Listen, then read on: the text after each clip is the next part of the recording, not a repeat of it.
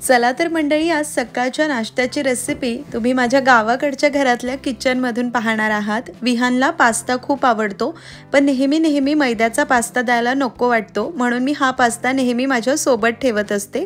हा दिशानोचा 100% दुर्रम wheat semolina pasta आहे। गव्हाचा असल्यामुळे मुलांना द्यायला काहीच हरकत नाहीये।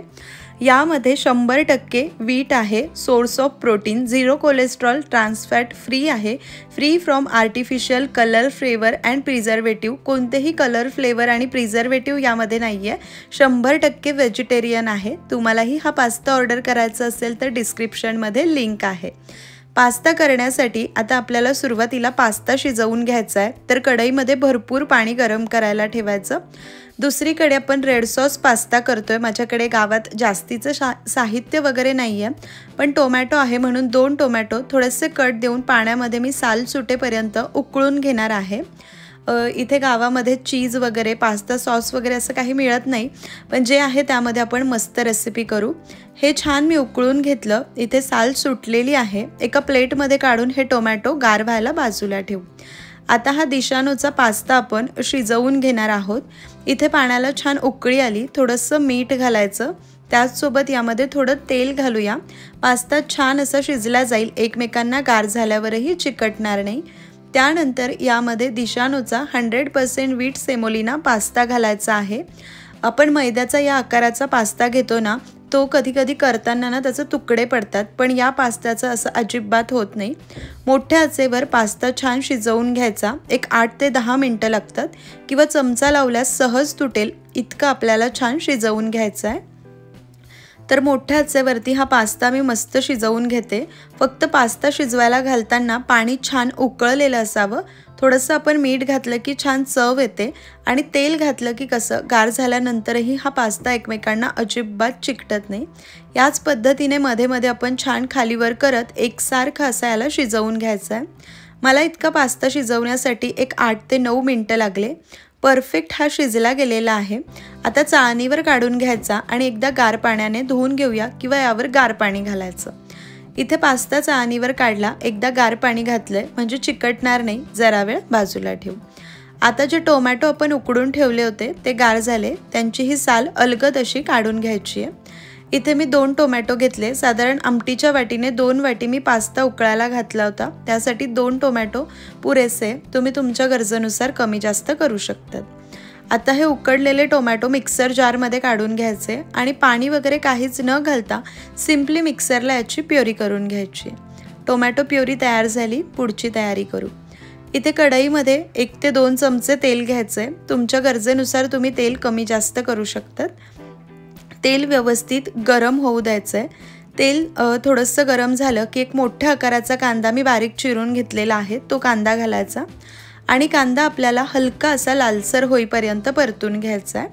तुमच्या मुलांना बारीक चिरलेला लसूण आवडत असल्यास तुम्ही लसूण चिरून घातला तरीही चालेल। कांदा इथे मस्त असा लालसर रंगावर मी परतून घेतलेला आहे।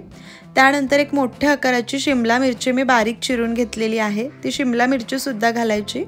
तुमच्याकडे ब्रोकोली वगैरे असेल, तुम्हाला घालायची असेल तर ब्रोकोली घालू शकतात, स्वीटकॉर्न्स तुम्ही घालू शकतात। मी टोमॅटो प्युरी घातली आहे, तुम्हाला हवं तर इथे तुम्ही टोमॅटो चिरून घातला तरीही चालेल। आता शिमला मिरची घातल्यानंतरही एक 2-3 मिनिटं फक्त परतून घ्यायचं आहे, खूप मऊ करण्याची गरज नाही आहे। शिमला मिरची घालूनही छान परतून घेतलं। आता ही टोमॅटो प्युरी घालायची आहे। टोमॅटो प्युरी घालून व्यवस्थित एकजीव करून मिनिटभर परतून घ्यायचं, आणि लगेच पुढचे साहित्य घालूया। टोमॅटो प्युरी घालून छान मिनिटभर परतून घेतलं। यामध्ये अगदी 2 चिमूट इतकी मी हळद घालते। त्याचसोबत मुलांच्या आवडीनुसार किंवा आपल्या आवडीनुसार इथे लाल तिखट घालायचं आहे, हवं तर चिली फ्लेक्स घालू शकतात। 2 मोठे चमचे टोमॅटो केचप मी इथे घालते। टोमॅटो केचप माझ्याकडे होतं, याने चव खूप छान येते आणि कन्सिस्टन्सी सुद्धा मस्त होते। टोमॅटो केचप घातल्यानंतरही व्यवस्थित असं एकजीव करून घ्यायचं आहे, आणि 1 ते 2 मिनिटं हे परतून घ्यायचं आहे। छान असं 1-2 मिनिटं परतून झाल्यानंतर यामध्ये चवीनुसार मीठ घालायचं आहे। थोडंसं मीठ आपण पास्ता शिजवतानाही घातलं होतं। सगळ्या चवी बॅलन्स होण्यासाठी, टोमॅटोचा आंबटपणा बॅलन्स होण्यासाठी इथे मी साखर घातली आहे, साधारण पाव चमचा। व्यवस्थित एकजीव करून घ्यायचं आहे, आणि यामध्ये अगदी 3-4 चमचे इतकं मी पाणी घालते, म्हणजे या सॉसची कन्सिस्टन्सी छान होईल। एकजीव करून घ्यायचं आहे आणि परत एक 3 ते 4 मिनटं लो फ्लेमवर हा सॉस आपल्याला शिजवून घ्यायचा आहे। मस्त असा इथे आपला घरच्या घरी देसी पद्धतीचा रेड सॉस पास्ता तयार झाला। आता यामध्ये हा उकडून ठेवलेला किंवा शिजवून ठेवलेला पास्ता घालायचा आहे। पाहू शकतात गव्हाच्या पिठाचा असल्यामुळे रंग सुरेख आहे, एकमेकांना चिकटलेला नाही, तुकडा पडलेला नाही, पूर्णपणे हा शिजलेला आहे। आता हे व्यवस्थित मिसळून घ्यायचं। तुम्हाला हवं तर शेवटी तुम्ही चीज वगैरे यामध्ये घालू शकतात। छान असं एकजीव करून घेतलं। माझ्याकडे पास्ता मसाला आहे तर थोडासा मी तो पास्ता मसाला घालते। स्किप करू शकतात किंवा मिक्स हर्ब्स घालू शकतात, ओरेगानो घालू शकतात, पिझ्झासोबत जे सीझनिंगचं पॅकेट येतात ते तुम्ही घातले तरीही चालेल। छान असं 1-2 मिनटं हे आता परतून घेणार आहोत आणि मस्त असा मोकळा सुटसुटीत पास्ता इथे आपला तयार झाला आहे। वरतून मी कोथिंबीर घालते थोडीशी आणि लाईटचा थोडा प्रॉब्लेम असतो गावाकडे, मध्ये मध्ये येत जात असते, म्हणून थोडंसं लाईट तुम्हाला वेगळा वाटेल रेसिपीमध्ये, पण रेसिपी खूप छान आहे, तुम्ही जरूर ट्राय करा। हा दिशानोचा 100% व्हीट सेमोलिना पास्ता ऑर्डर करायचा असेल तर डिस्क्रिप्शनमध्ये लिंकसुद्धा आहे, जरूर ऑर्डर करा। विहानला आणि घरात सगळ्यांना हा पास्ता खूप आवडला होता। बाकी सासूरच्यांनी आधी कधी पास्ता खाल्लेला नव्हता, त्यांनासुद्धा हा पास्ता खूप आवडला। तुम्हीसुद्धा तुमच्या मुलांसाठी जरूर ऑर्डर करा। आपण हा मस्त असा पास्ता टेस्ट करून पाहूया। तुम्ही यापासून व्हाईट सॉस पास्ता सुद्धा करू शकतात। व्हाईट सॉस पास्ताची रेसिपी आपल्या चॅनलवर आहे, डिस्क्रिप्शनमध्ये लिंक आहे, जरूर पहा। चवीला अप्रतिम असा झाला होता, अजिबात रबरी किंवा चिवट वगैरे हा नाही आहे।